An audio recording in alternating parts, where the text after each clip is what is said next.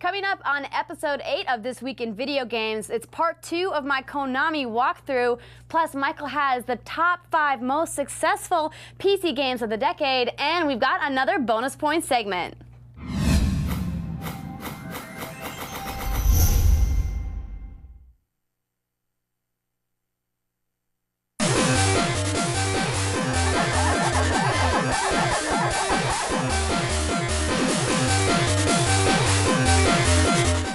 And welcome to This Week in Video Games number 8. I, Michael Ludden, am here in lovely Santa Monica with my radiant co-host, Andrea Renee. Well, you know.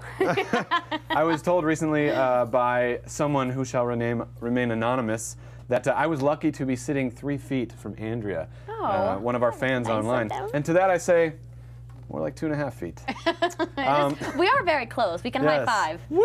Yes. Good times. Brett Favre is back. Yes, my Vikings. I'm so excited. But everyone said that he wasn't coming back, but he is. But this isn't Sports Center. I should not have said anything. This is not a sport, so we are going to do a showdown with a live gamer right now. We got PC Nerd. Yes, we have PC Nerd on Xbox 360, and you know what?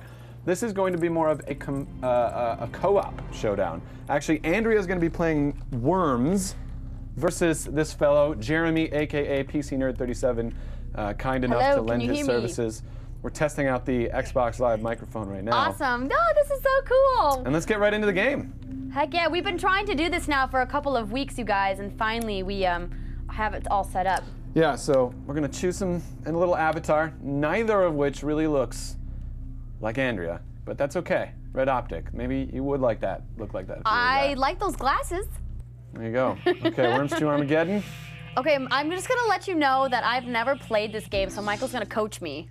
Yeah, I've only played it a few times, and I do know the general mechanic, but I'm expecting PC Nerd to wipe the floor with us because... It's probably not gonna help me at all. In fact, I think you're probably going to crush me, like per usual, as you so eloquently pointed out in the chat room earlier. Can we hear him? Can we hear PC Nerd on that? No, I played a couple of practice rounds before this, so...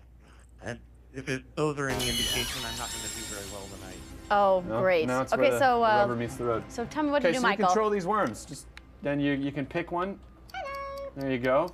Okay, it's about to start. So how do I play? So you pick a worm and you move them forward and then you shoot stuff. That's the essential mechanic. It's a strategy game in 2D. You can move them forward a certain amount and then you can aim and shoot. If you move far enough, you're not going to get the opportunity to. So move your guys. How do I move them? Oh no, it's his turn. It's his okay. Turn. So it says now it's your turn. No, whoever's blinking is the turn. That's it's whose it is. It's PC Nerd's turn. This is our business. So how do I move them? I think you center the screen on them and you press A. Okay. Yeah, that's how you aim. Got it. You just. Oh, cool. Just launch a grenade. And now you got to get that thing off so you can get over it. You got to destroy it, explode it. Okay, got it. So PC Nerd, do you know what you're doing? Yes, he does. Okay. He said he's been playing this game his whole life. Really? Wow. Maybe he should be giving you the close to it. I do love me some nerds. It reminds Michael, me of that where old. should I shoot? You need to shoot him immediately. Just aim up so that it's got an arc to it. You almost got him. Good work. Damn. They usually have arcs to them, but there are a bunch of different weapons. Why does it say Michael on the bottom? Otherwise, that would have been perfect. Oh, you named all the characters after us. That's fantastic. Lon, Kenny, nice. So we're on the bad team. Who are the people on your team? Mary, Kel. What's going on there? Yeah, Lon, you're surrounded.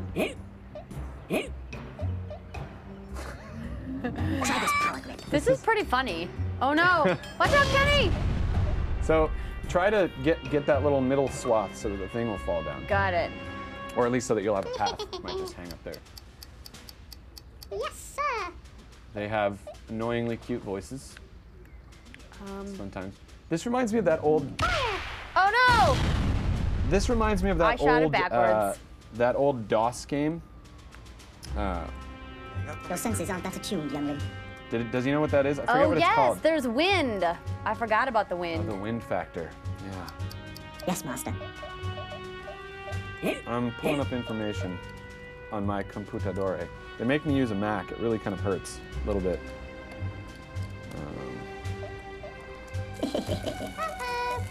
No, not Lon! Watch out! Twice as powerful since last we met. Oh no, you barely made it. Wow, Lon is still alive. Okay. Ladies and gentlemen, you heard it here first. Okay, Worms 2 Okay. Armageddon came out July 1st of last year. Okay. It's available What's on that? Xbox Live for 800 points. An expanded version called Worms Reloaded will be released for the PC on August 26th of this year and for Mac OS X. So it's a sequel to the original Worms, which I actually played on Xbox Live. It gives you several new features and modes, Oh, that backfired, literally. returning weapons, and an all-new single-player campaign mode. Lon, With I didn't 35 kill missions. you. What you sense, Master? Yes, Master. Kill somebody. Somebody die. We did. Lon died. Okay, I mean, Good. we didn't want to kill him because he's on my team. that's But important. So, oh, he's switching weapons? Is that what you're doing? come on, Gamer Core. I just said it's my first time playing. Oh! Oh no! Watch out! He will bring balance to the order. Okay, so we're just gonna play till Okay. 25. Look, a crate drop. What does that mean? I need Means to you go can get get it. supplies, yeah, but you're not near there, are you? Great will give you extra. How do I get out of here? Just have no mercy, PC nerd. Just kill us. Just Thanks. destroy us. Thanks. Well, we're on the same team. We'll both get destroyed. We'll have to share the hat of shame. That way I get to wear it. Really? I was stuck. I was stuck. I had to free All right, myself. All right. My bar is slowly dwindling, or fastly. We gotta get that bar going. I like that the backgrounds What are you just sense? like This is our squishy, business. moving around. It's exciting. All right. Hey, GamerCore in the chat room, instead of making fun of Andrea, help us out. We need help. Help us. Thanks, Lon. No, don't shoot me. How do you teleport? Yeah, I think we're gonna enact the mercy rule here, ladies and gentlemen, and just say that PC Nerd wins by Patience. Think. awesomeness and just being way better than us. So let's have this be your last turn and see if you can save some face, Andrea. Okay. And we're gonna wrap this up. Okay, let's see if there's somebody I can shoot. I don't think there is anyone I can shoot. Oh, this was doomed to be like this from the beginning, right?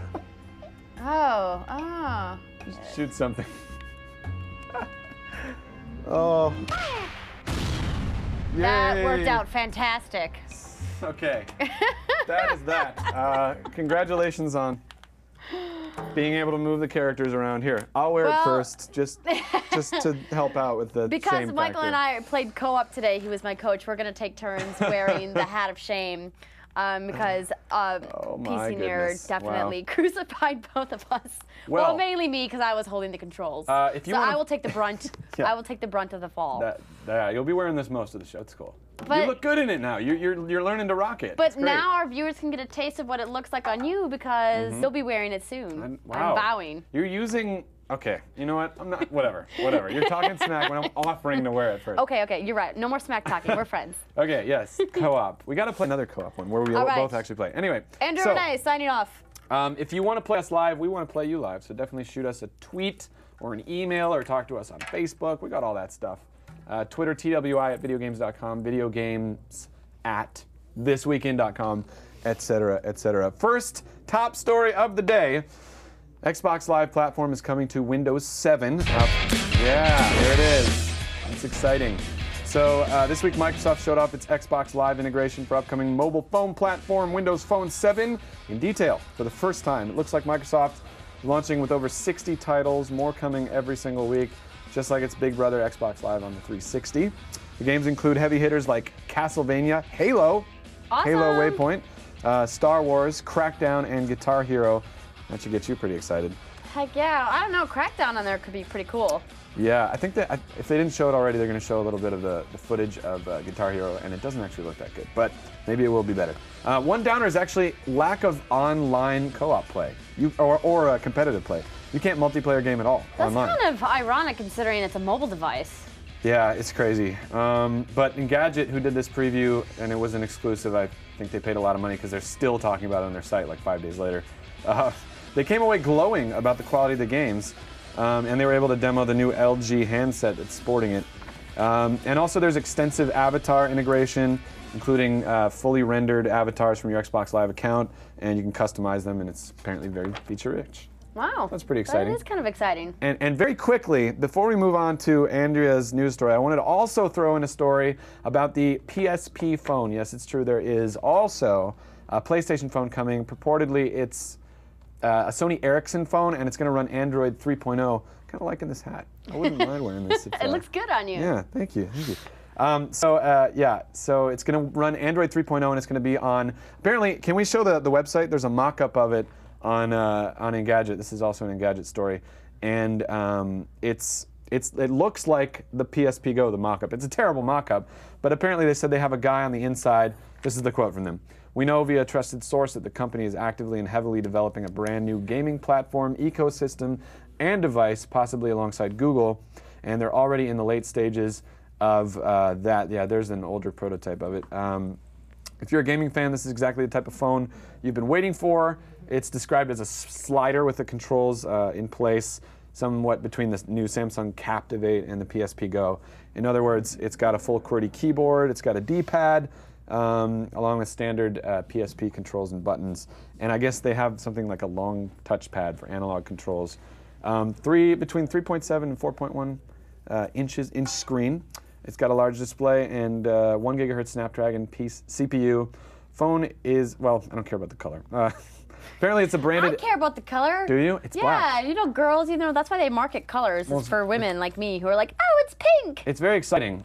It's black. So there you go. Oh, bummer. And it's going to have the PlayStation branding. So what do you think about these two phones? The Xbox Live integration with the Windows Phone 7 and the PSP phone? I think that it's about time that they've done this. I know that they've had handheld gaming devices for quite some time now. Obviously, we all remember the original Game Boy, and everyone is on their phone constantly. People don't even leave the house without their phone. You leave, you feel like you're missing your second arm or your third arm or whatever. So it's only a matter of time before they really kind of step up, the game capabilities of mobile devices. Yeah. Nuna Maya 2 says the rumor's as old as the PSP 1, but this is like confirmation, actually. If there's a newer story on Engadget than the one we showed you there, where they actually have a mock-up, because apparently it straight up is happening. What do you think about the fact that Sony's going with Android 3.0? They're going to have a huge launch with that, creating an entire games ecosystem, and Microsoft is going with their own Windows Phone 7. I think that's pretty smart for PlayStation, actually.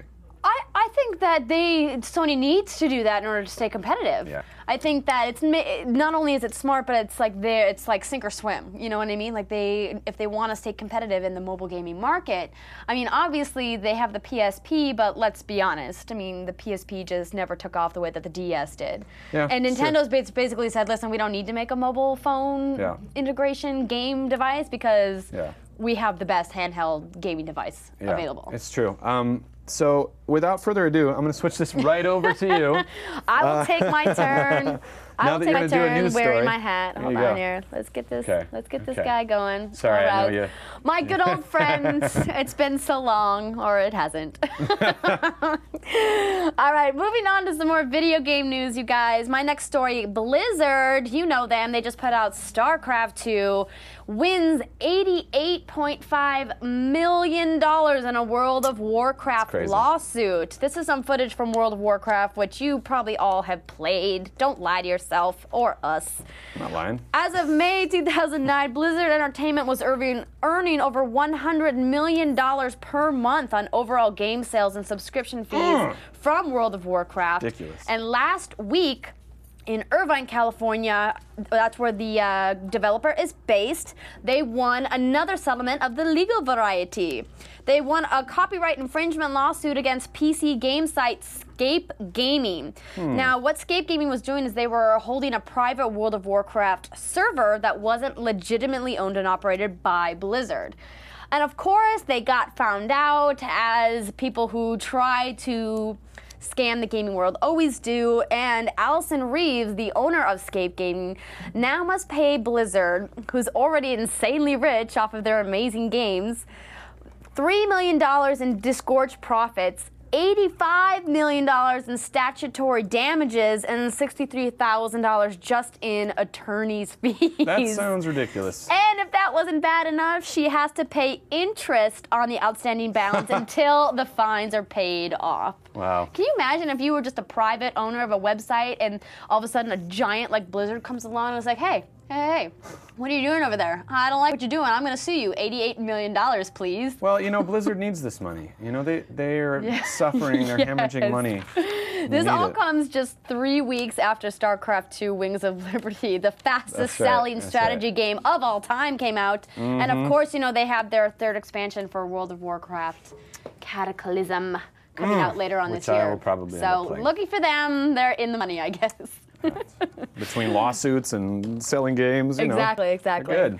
So good for them. Yeah. Anyway, moving on, my next story is kind of a controversial one. I don't know if you guys have heard anything about this Medal of Honor controversy that's happening, but there was a clip on Fox News where a woman, a mother actually, of an armed forces veteran who lost his life in combat, came on and shared her thoughts about the new upcoming Medal of Honor, where you are allowed to play in the Afghani conflict as the Taliban. So we're going to run this clip from Fox News really quick so you guys can take a look at what she's talking about.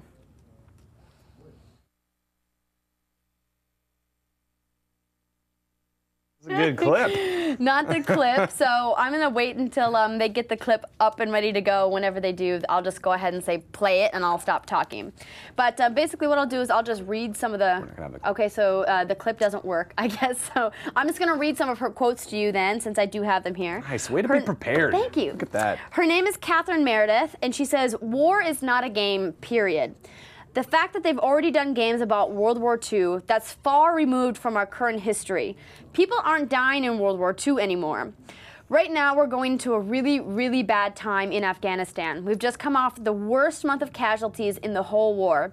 This game is going to be released in October, so families that are burying their children are going to see this. It's disrespectful. My son didn't get to start over when he was killed. His life was over, and I have to deal with that every day. There's 1,200 families from Afghanistan that have to live with this every day." Now, Michael, what do you think about what she said? So I have a friend who did 3 tours in Iraq, and he was a Marine, and he just got out. And I think this is... All he did was play war games. Like, he played Modern Warfare 2 while he was in Iraq, like Modern Combat, while he was in Iraq, a game that evokes a lot of that stuff. And it really helped him. It was a real balm to, like...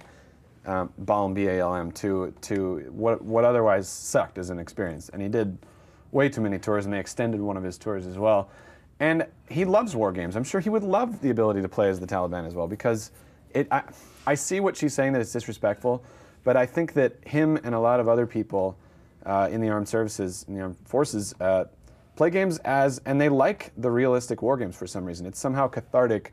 You know, I don't know how it's cathartic. I could totally see how it could be disrespectful, but I know some people who have been on the inside who play these games, and it really helps them. So, I mean, I don't see a problem with playing as the Taliban. I mean, when you're playing cops and robbers, I think you said this to me earlier, right? Yes, well, one of the EA spokesperson who responded to this controversy said that, you know, it's not intended to be any kind of disrespect. Yeah, it's intended to be, you know, we all played cops and robbers as kids, and someone had to be the good guy and someone had to be the bad guy. Yeah. And hence, in this conflict game about, you know, current modern warfare, someone has to be the good soldier and someone has to be the enemy soldier. Just like every game, right? So right now we actually do have the Medal of Honor clip, so let's roll that. Friends, a story we've been talking about all morning long. War turned into a game. We've seen video games like this for years, but the new version of EA's Medal of Honor is set in modern-day Afghanistan and allows players to play as the Taliban against the U.S. with the objective of gunning down American troops. Karen Meredith is a Gold Star mom and writing about this, and she's speaking out, and she joins us this morning. Karen, nice to see you. Good morning. So what is your problem with this game? How is this any different, as many would say, than kids playing cops and robbers? Somebody has to play the bad guy. Well, war is not a game, period. And the fact that they've already done games about World War II, that's far removed from our current history, and people aren't dying in World War II anymore. That's far removed. The families, and it's not based on real people. Right now, we're going into a really, really bad time in Afghanistan. We've just come off of the worst month of casualties in the whole war, and this game is going to be released in October. So families who are bearing their children are going to be seeing this and playing this game. I just don't see that a video game based on a current war makes any sense at all. It's disrespectful. Well, it's disrespectful, perhaps, but EA has a response, and they say, Electronic Arts, the makers of the game, they say Medal of Honor is set in today's war, putting players in the boots of today's soldiers. We give gamers the opportunity to play both sides. Most of us have been doing this since we were 7. If someone's the cop, someone's got to be the robber, as I just said, and someone's got to be the pirate, somebody's got to be the alien. In Medal of Honor multiplayer, someone has to be the bad guy. Someone has to be the Taliban in this game. Remember that it's a multiplayer game, so you have certain people playing against other people around the world, and these games are incredibly popular. What do you say to... All right, so that's a little bit of the segment. If you want to watch more of the interview, you're going to have to look it up yourself online because we don't want to re-show the whole interview here. But it was interesting to me is that there's been games that have been developed and created about the conflicts in the past, like, for example, Konami's 6 Days in Fallujah. Now, they put a lot of prep into this game, and because of the public outcry about it, Konami didn't want anything to do with it. They were like, fine, we're just going to drop it all together. And what was interesting is there's a website out there called VD Charts, and they were one of the people covering the story, and they said, we're going to go out and actually talk to people in the armed forces about this game and see what they have to say. And I was actually very surprised by some of the responses from the soldiers. Do tell. Well, you said that your friends really liked playing these games in the military, and I actually have a lot of friends who are in the service and who have served in Iraq and Afghanistan, and they said they also enjoy playing these games. But it seemed from the interviews that they did with these different members of different branches of the armed forces that it's kind of split. That some people are like, it is just a game, and it's not realistic, and it's not meant to be, and people are making too much of a fuss about something that doesn't even matter to that many people. And then you have other soldiers on the other side of the fence saying quotes like, for example, they make it seem like it's easy to make a quick buck off the backs of actual heroes without any care as to how we feel in the matter. Or it's like getting the giant middle finger to soldiers who are having a hard time overseas. You know what? I'm pretty sure this is just a gamer, non-gamer split, really. People in the armed services who play games don't have a problem with this, and people who don't do. I think it's just the same argument as it is over here with Jack Trenton and all that stuff. All the people who hate games are going to hate this, and all the people who love games aren't going to have a problem with it, because this lady probably doesn't play games. If there was somebody there who's like, I love games, and I served in the military, and I hate this, then I'd be like, whoa, okay, maybe they shouldn't release it. But that's, look, she lost a loved one in the war, and that's, that's undeniable. But has she ever played games? Does she even know, what it's all about? Like, you're not really glorying in killing American soldiers when you are playing as a Taliban in this game. You're trying to win an online competitive match with friends, and it's all about teamwork and skill-based, getting that joy of winning a match. It's not at all about like desecrating the dead or cheapening their deaths in Iraq. So if somebody ever comes on whatever channel, CNN or Fox News or whatever, and they are actually a veteran or they're a gamer who hates this idea, then you know what, I'll take that seriously. But if it's someone who doesn't game at all and doesn't have any familiarity with that world, then whatever. Yeah, you don't take their opinions seriously. And there's definitely something to be said about the fact that gamers and non-gamers have these opinions. I think really though, what the issue that's kind of disconcerting is that it's been mentioned that they use these games in recruitment centers as a means to get these younger 17 and 18-year-olds to think, oh, maybe it's cool to be in the military. It's kind of this cool factor to play military games, and being in the military is kind of like being in a game. And I think some of the critics of these games about current conflicts think it's about kids who are playing these games that don't discern the difference between what's real and what's not. So they're trying to make it seem like war is a game, and these people that are parents of these soldiers want to make sure that they know that war is not a game, that people are losing their lives, and it's a serious thing to be considered. Well, that's an entire other conversation, and we had a really interesting one beforehand. I think we got to move on in the rundown. We do, definitely, but it's something to think about. Let us know if you guys have some interesting thoughts about this and you want to continue the discussion. Please either post your thoughts in the chat room or email us at videogames@thisweekin.com or post something on our Facebook page. If you guys aren't fans on our Facebook page yet, This Week in Video Games, please become fans with us. We love to hear from you guys. I'm a fan. Good, me too. Yeah. This just in, PC Nerd 37 just beat the level that we were on. Without us even there, it took him that long to beat the Worms game. We'll be sure to pick a more fast-paced game next time. That's crazy. Wow, but congratulations, PC Nerd 37. Your prize will be coming in the mail. It, too, is your bills. Next story, Lara Croft and the Guardian of Light rocks. That is the story. This game just released for Xbox Live Arcade as part of the Summer of Live Arcade. Is it Summer of Live or Summer of Live Arcade? Summer of Xbox Live Arcade. Yeah, whatever that is. Yes, released as part of that. It was $15. Got a Metacritic score of nearly 90 out of 100. Which is awesome. Yeah, the game looks sweet. It's the first Lara Croft game not to sport the Tomb Raider in the title. Can you believe that? And it sports, as you can see, an isometric overhead view. Looks a bit RPG-like, but it's not an RPG. It's a shooter, or it's like the other Lara Croft games. You got to do acrobatics and run up and down stuff. But there's co-op play this time. So you play this really racist-looking interpretation of an Aztec guy or something, and he's your co-op partner.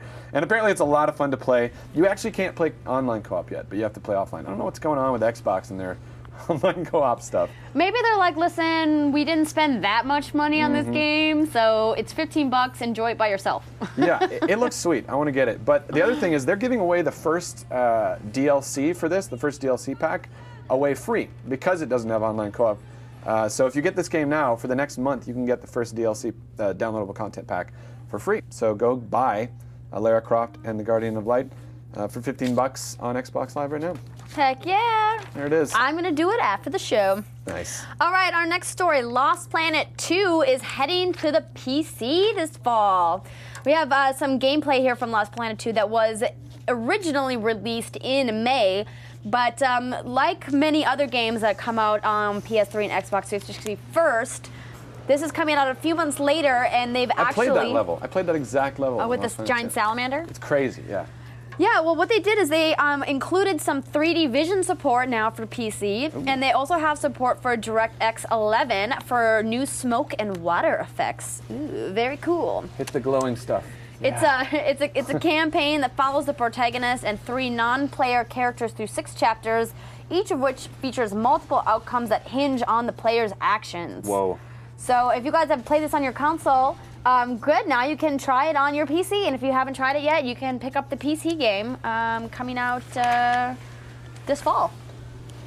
Awesome. Oh, I'm sorry. Sweet. Were you talking about the story? Because I was on Gazelle.com. Oh, were you? Trading some of my old electronics. If we could just bring up my screen here.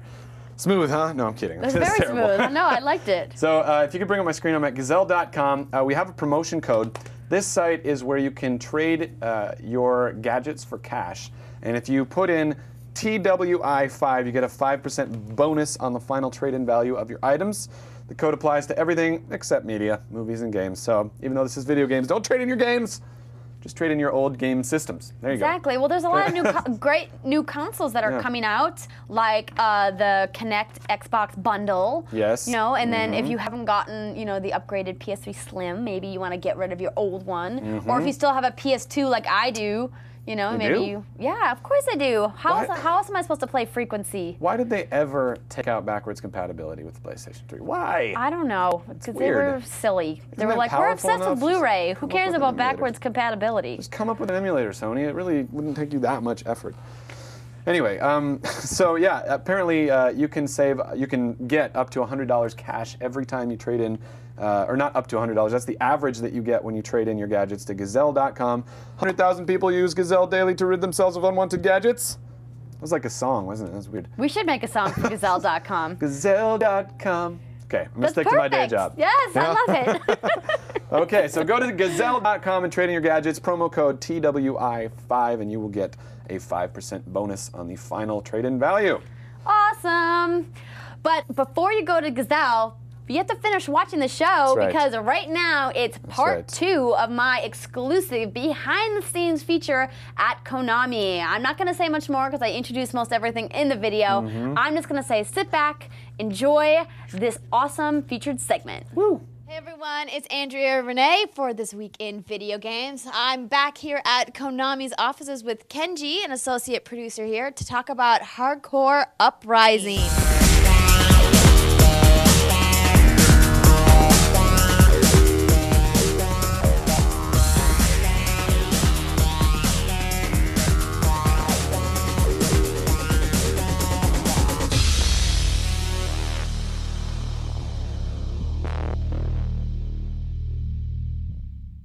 So Kenji, tell me about this game for everyone who's not familiar with the original. Yeah, this is a really old school type, the side-scrolling shooting, run and gun shooter. So this is a different franchise from the Contra, but heavily inspired the Contra hardcore. But maybe the most of the people knows about the Contra hardcore is a little bit different position in the franchise. But we are trying to recreate the new IP from that position. Yeah. All right, well, so what is this game about? What is the storyline? Oh, storyline. So the soldier called Bahamut, he's working for the empire in this world. But so someday, some certain mission, he's find out. So probably I'm doing wrong thing. So I have to protect those kind of people. Yeah. So you have a soldier who's protecting the people of an empire? Yeah. Hey. Great. Well, let's go ahead and get into some gameplay and check it out.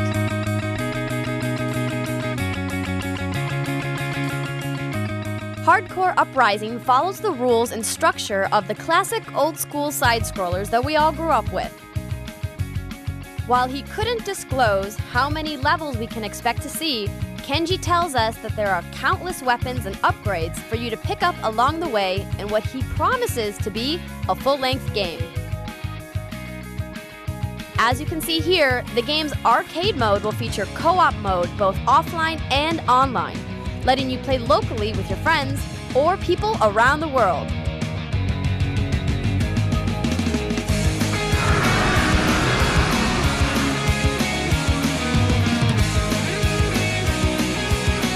You'll get plenty of similarities to Konami's Contra series, which was the inspiration behind Hardcore Uprising. And you can see that some great features, such as health and weapon pickups, double jumps, and even the super attack, will be readily available for you throughout the game. Kenji, thank you so much for showing me Hardcore Uprising. When can all of my viewers expect to find this online? This is available online and XBLA and PSN, and it's coming 2010 winter. All right, fantastic. You heard it. Another late 2010 release. It's going to be a full lineup, so we're super excited to play this game. Thank you so much again. I'm Andrea Renee for This Week in Video Games, and you just had a behind-the-scenes look at Konami's Hardcore Uprising.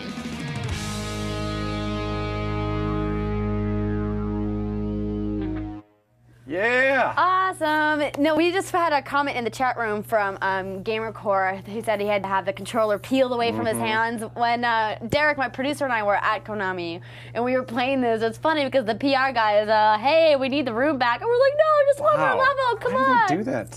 It was really fun. Like, who was coming in?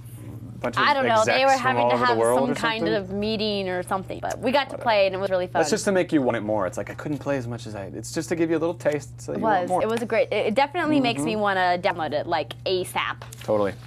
Okay, well, thank you very much for that. Thank you for the two-part segment. That was fantastic.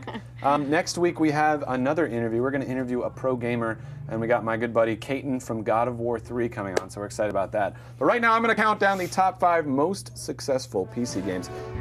Oh. That's awesome.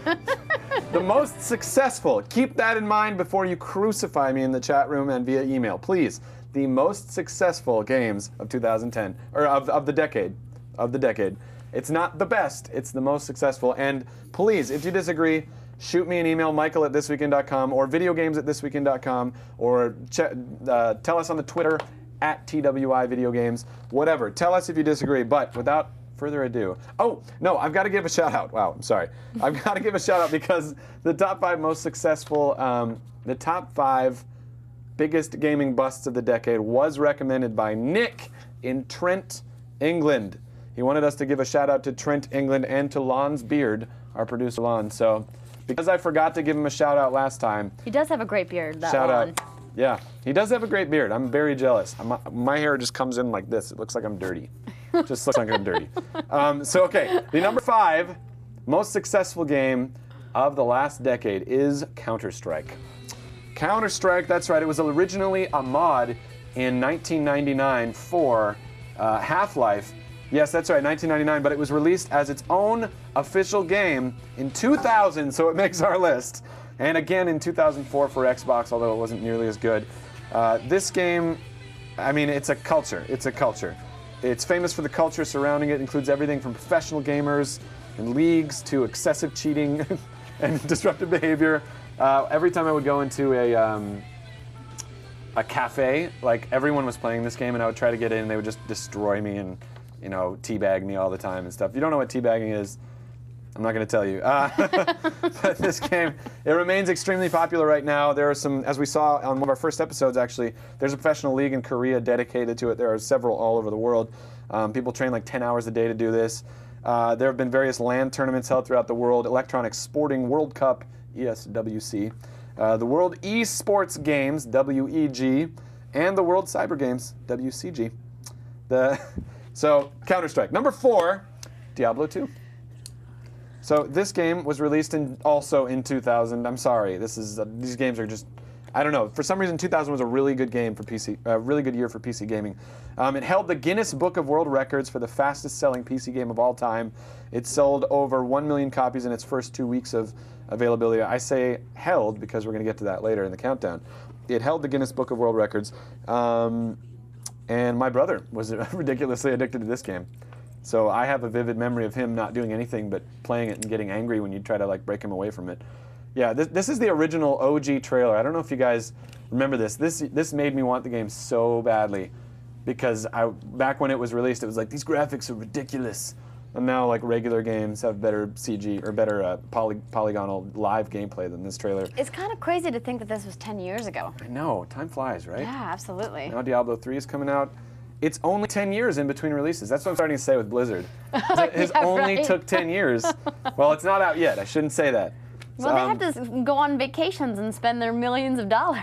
Yeah, it kind of reset the bar a little higher for online multiplayer. And actually, pretty sure this spawned World of Warcraft. After they did this, they're like, hey, let's switch to another one. Because actually, the original RTS, little known fact, was Warcraft.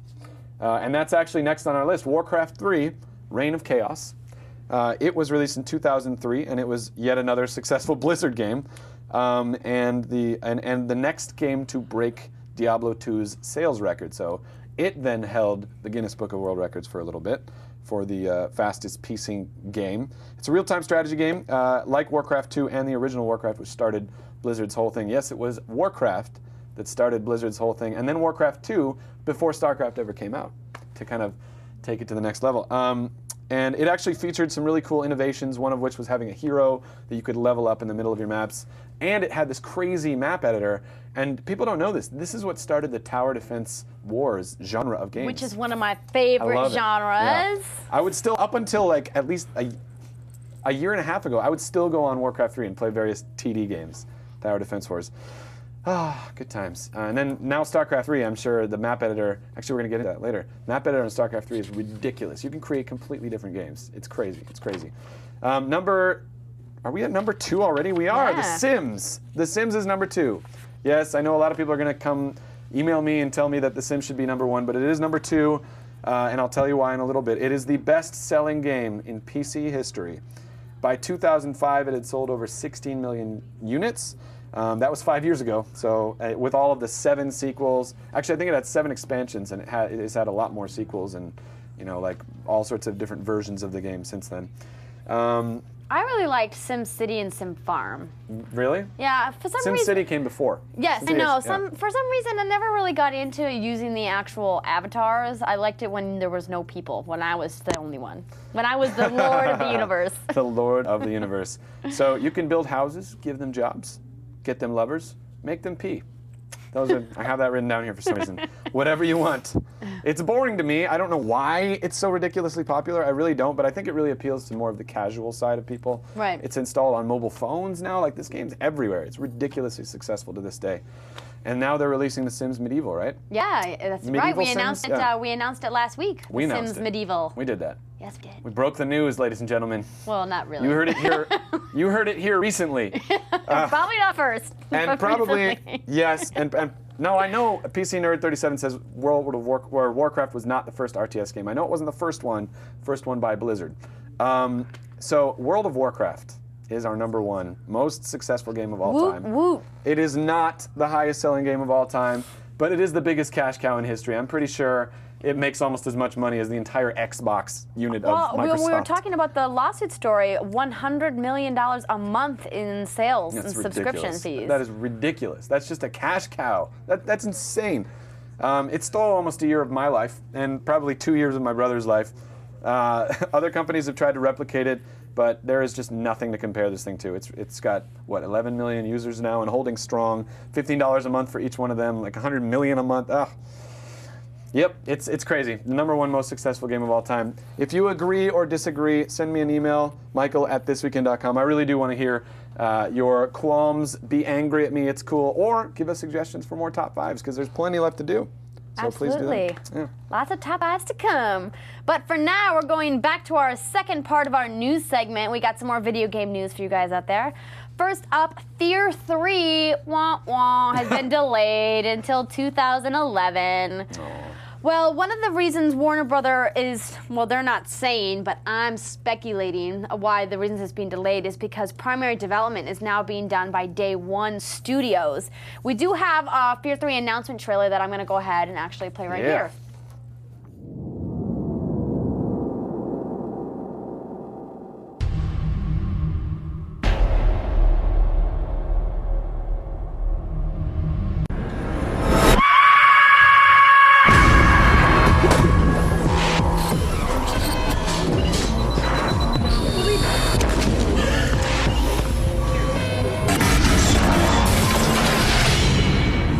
Expecting again.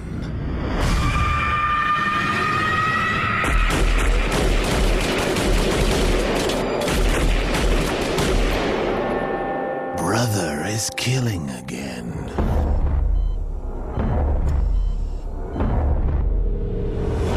All I want is for us to be together.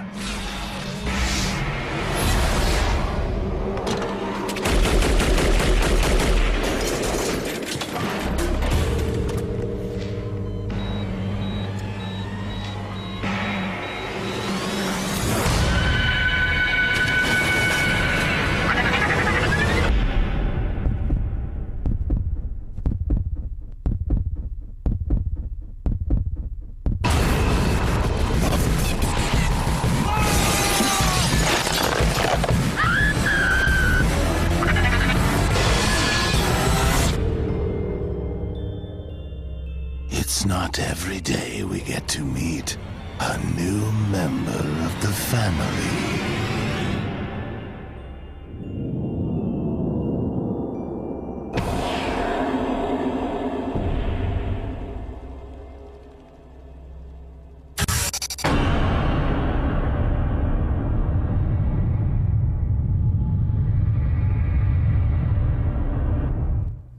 That game is a B-movie trailer. First of all, it reminds me of Saw, where they keep like inventing new ways of reviving him every iteration. Yeah, it was interesting that, you know, obviously you guys saw that the majority of it was live action, probably because they don't have a lot of game footage that they're ready to release yet. Yeah. Someone in the chat room had asked about Monolith. No, Monolith Productions has officially passed the torch on to Day One Studios per Warner Brothers. I think they just decided that, hey, you know, we're done with the Fear series, so if someone wants to keep continuing to develop it, we're gonna let them do it. Of course, it's going to be the third full-fledged installment of this survival horror first-person shooter series, which began back in 2005. You're going to be able to play a new Divergent co-op mode. Whoa. We can assume the role of one of the two characters, the genetically engineered super soldier who appeared in the first Fear, or his brother who has the telekinetic powers. Very exciting. So 2011, so you have lots of time to put your money away. Pass. Okay, All right then. Sorry, that's my conclusion.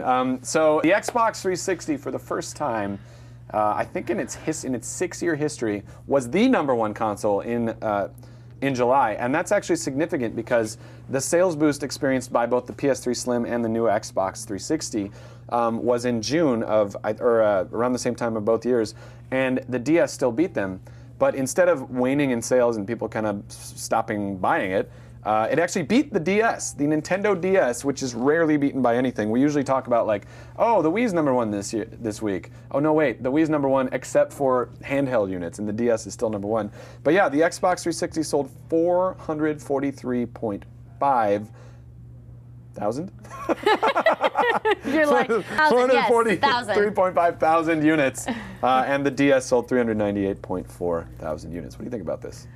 Significant? Not? Well, I think it's significant for Microsoft because they've been behind Nintendo for so long when it comes to hardware sales. Right. I mean, obviously, I mean, maybe I'm personally biased, but I think Xbox content for downloadable content blows everybody else out of the water. But when it comes to hardware, where the real, I think, money making is. You're not biased. You have a PS3. That's just your opinion. I have a PS3 and a Wii. Yeah. I have both. I'm an equal opportunity console girl. There you go. That sounds fair. But I think it's good. This is good for Microsoft, and I think that they need this push, especially since they have Kinect coming out, and that's a lot of pressure to perform. So this is like a ego boost for them to be like, hey, look at us. We outsold everyone. We can do this. We can push with Kinect. I mean, it's 1 month, right? They're not going to beat Nintendo. They're not even going to come close. But it kind of further solidifies them as the #2. And PS3's got to sell a lot of moves this holiday season, really. Yes. Stay relevant. Exactly, indeed. All right, our next story, you guys. Red Faction Battlegrounds has been announced for PS3 and Xbox 360. Now, this is a companion product to Red Faction Armageddon, which we talked about a couple episodes ago. And we do have another announcement trailer for Red Faction Battlegrounds, so let's go ahead and roll that right now. Our grandfathers fought to free Mars. Our fathers fought to keep it. Why do I fight? Well, maybe I just like to blow up.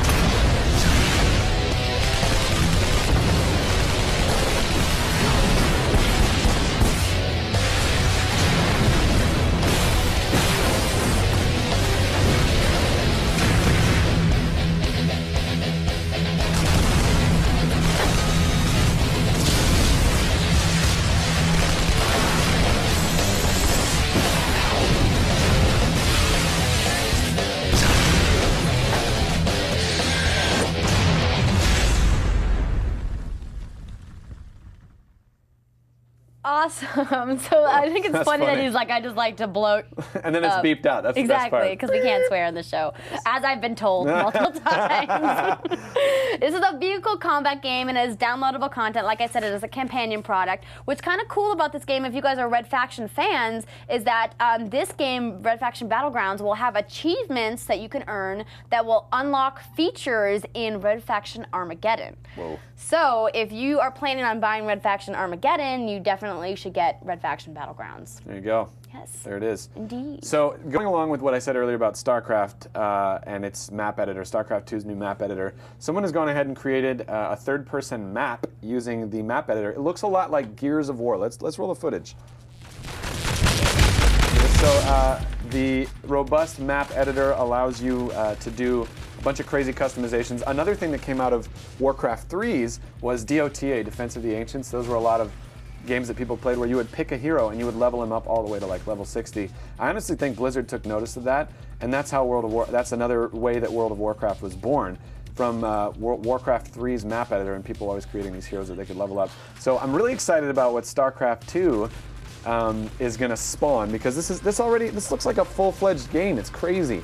You can aim at these baddies and like shoot them in Gears of War 3 style, and the graphics, you probably can't see in that clip, but they're really, really good. They look like an Unreal 3 engine game on Xbox 360 or PS3. It's crazy. Just one more notch in the belt for Blizzard. Blizzard is ridiculous. If you didn't notice, oh yeah, I didn't say this earlier, they got like 3 of the top 5 most successful games of the last decade. For PC, yeah. They're single-handedly lifting up the PC world. I know a lot of people aren't going to like me saying that, but it's really true. If Blizzard weren't around, more of the development would ship to consoles. But because they know that there are a bunch of huge games coming out from Blizzard that are going to make a lot of money, people keep playing with PC games, and there are other developers that kind of ride their coattails, and they enable them. Well, absolutely. I mean, I think it's not even necessarily that they make the best games, but they do make obviously fantastic successful games. But I mean, they make PC gaming relevant in 2010. Right. You know what I mean? Totally. Whereas it's crazy. Whereas there are a lot of people out there who are maybe console-only gamers who don't do any PC gaming that know about StarCraft, that maybe didn't know about, Warcraft or World of Warcraft, who never played those games. I'm talking about younger people, Okay, you know, okay, who are yeah, like, yeah. I love my Wii. What's a PlayStation? Yeah. You know what I mean? Yeah, totally. No? Am I off base? No, I agree Okay. with you. I don't know about the World of Warcraft, not knowing about that, but you know, other games, like maybe somebody doesn't know what Warhammer is at all, right? But Right. once they play World of Warcraft, they're like, oh, there's a Warhammer online MMO, and I get to be a space marine with a crazy hammer, you know? Right, exactly. It's a gateway drug. Blizzard games are a gateway drug to the rest of the PC gaming world. That's an interesting statement. Yeah. I'll go ahead and agree with you there. I do think the PC gaming world is superior in the sense that you can use a mouse and keyboard. That's just the best control scheme. Gives you the best control. So there's an admission to PC Nerd, who's I'm sure is like fuming in there. PC gaming is not dying. We'll see. We're laughing with you. All right, we're going to have a really brief announcement, and then we have one more story before we get to our bonus points segment. Yeah. Stalker 2 has been announced. We're going to roll some video of Stalker Call of Pripyat. I don't know exactly how you say that. My bad. That was my bad. In a brief statement on its website, SC Game World announced Stalker 2, the sequel to Stalker Call of Pripyat. It has no subtitle yet, but it will be out in 2012 if the world doesn't end. Yes, that's right. 2012. SD Game World promises a completely new multi-platform technology that will make up the core of this game. After the official sales of the series exceeded 4 million copies worldwide, representatives said, we have no doubts left as to start creating a new big game in the Stalker universe. So this will be obviously the next chapter of the original. So I love the original. yeah, it's kind of cool if you're a Stalker fan. That sounds kind of weird. I love that it takes place in. If you're not a stalker, but you like to play stalker, yeah. they have a new game coming out in 2012. I like that the original takes place in post-apocalyptic Russia near Chernobyl, where there are a bunch of mutants. It's pretty cool.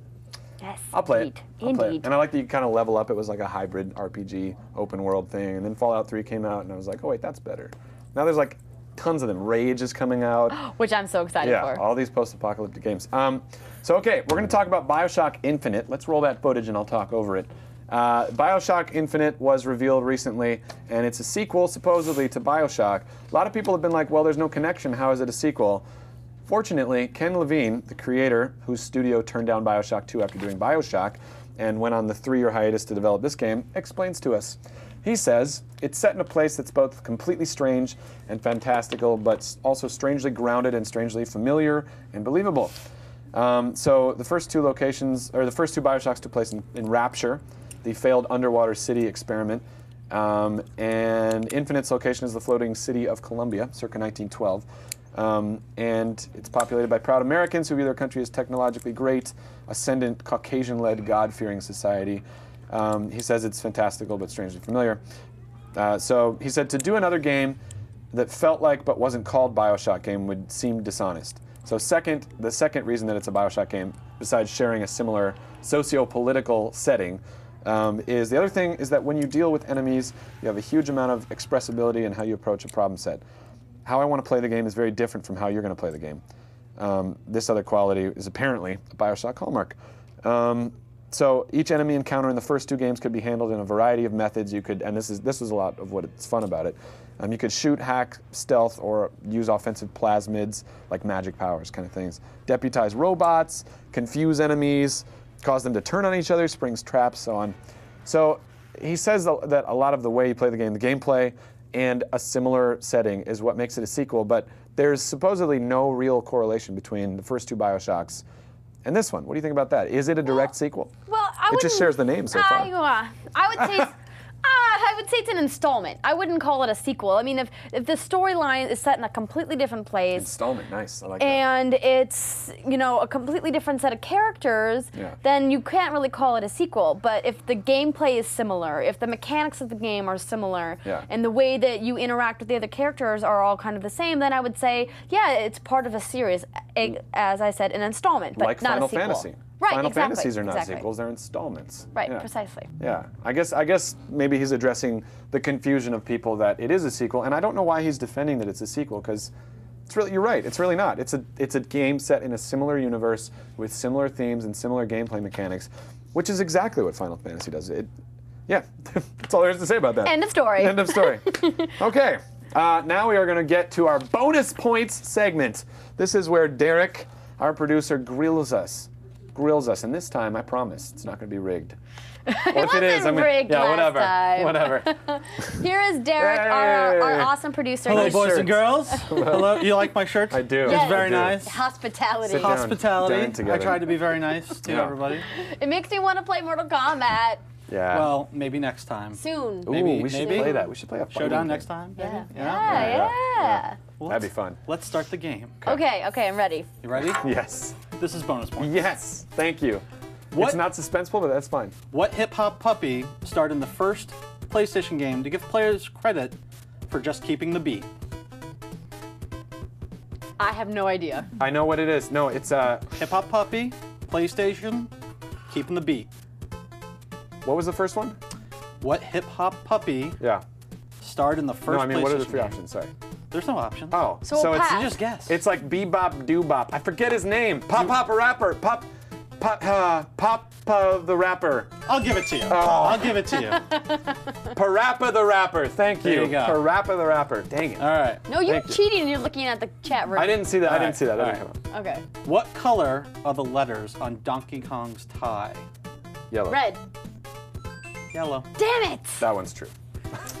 What year did the original Nintendo become available in the U.S.? 1990. No. 1985.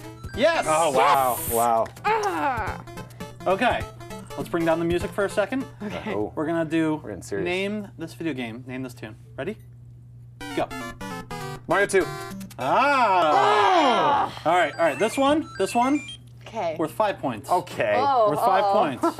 Whatever. It's gonna be like, what's Andrea's middle name? You know this. Everyone knows this. Okay. Samus Aran, militant female, or confused man? No, it's in female. Winner. Right You here. didn't know that? Come on. Winner. I didn't even have a chance to open my mouth. He did not give you the chance. Well, whatever. Are we supposed to buzz in or something? I'm sorry. Yes, we're gonna get a buzzer next Michael time. wins. All right. Michael wins. A little bit of redemption. Thank you, sir. Enjoy. Thank you. Enjoy. Thank you, Thanks, Derek. Derek. That rocked. Awesome. 1985. You knew that. Wow. Yes, I do know some random facts about video games. This is true. I was barely alive in 1985. I don't remember when I got my first Nintendo, but it was early. It was Yes, early. Indeed. It's when I fell in love with Mario.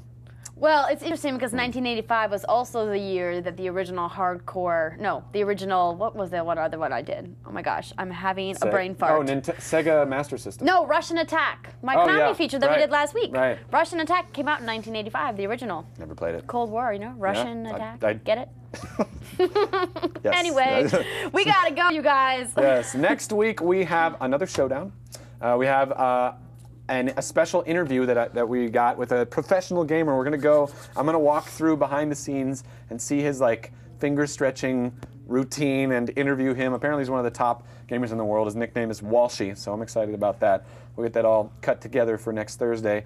We've also got an interview with my good friend Caton from Sony. He was in charge of the beginning and end portions of God of War 3 and really a huge influence on the art style. This guy is the most ridiculously talented artist I've ever met.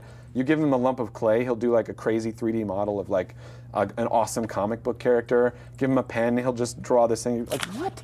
That's amazing. How do you do that? He's awesome. So we're gonna have him on. We're gonna interview him, and we might even have another top 5. You'll just have to tune in and check it out. Exactly. And don't forget, you guys, we want your gamer submissions. If you have video game reviews that you have done, you would like us to show on This Week in Video Games, please email us at videogames@thisweekend.com. We're also looking for more live gamers for the showdown, so email us your gamer tags or Nintendo friend codes so that we can hook you up so you can play with us on the showdown.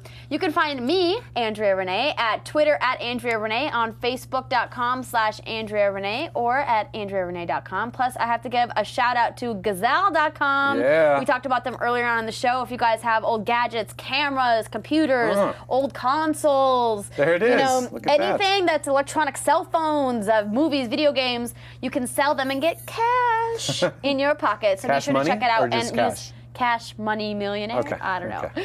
Our promo code is TWI5. It gets you an extra 5% bonus on your cash back.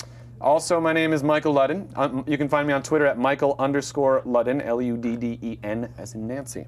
It's important. Or on YouTube at Ludden Media, one word. And you can find us at TWI Video Games.